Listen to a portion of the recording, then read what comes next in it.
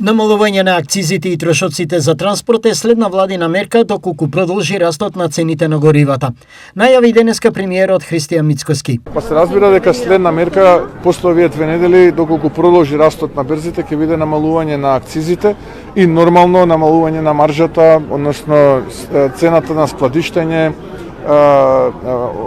транспортните трошоци така натаму. Дали владата има направено пресметки колку се очекува да биде зголемувањето на цените на дериватите за во понеделник во зависност од состојбата на берзанските цени на нафтата? Треба да се затвори денеска тргувањето со петок, затоа што пресметките се прават врз основа на тргувањето од понеделник до петок, така што нека се затвори денес тргувањето на плац ФОП Италија и за анлидит и за безоловен и за дизел и тогаш можеме повеќе да кажеме. Инаку ние имаме мерка за следните 2 недели, а тоа е како ниту една држава во Европа директно од буџетот намалување на ДДВ-то од 18 на 10%.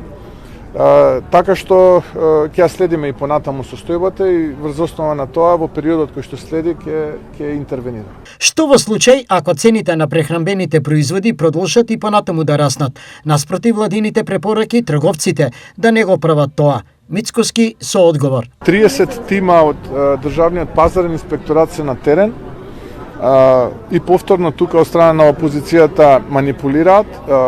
Различни типови на маркети се посетуваат, апсолутно се гледаат сите трошоци и врз основа на тие трошоци носиме стратегија и политика. Нормално таму каде што ќе видиме дека постои непазарно однесување, така да го наречеме, ќе делуваме како влада. Зголемувањето на платата во јануари, согласно податоците од Државниот завод за статистика, за Мицкоски не е доволно за пристоен живот на граѓаните. Секогаш, тврди премиерот, може повеќе.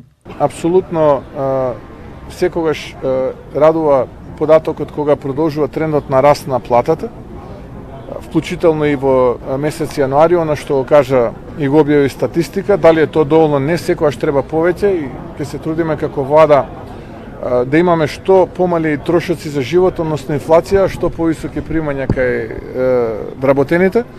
Тоа представува наша цел како влада и прв приоритет и така се однесувавме до сега, така и ќе се однесуваме и во иднина.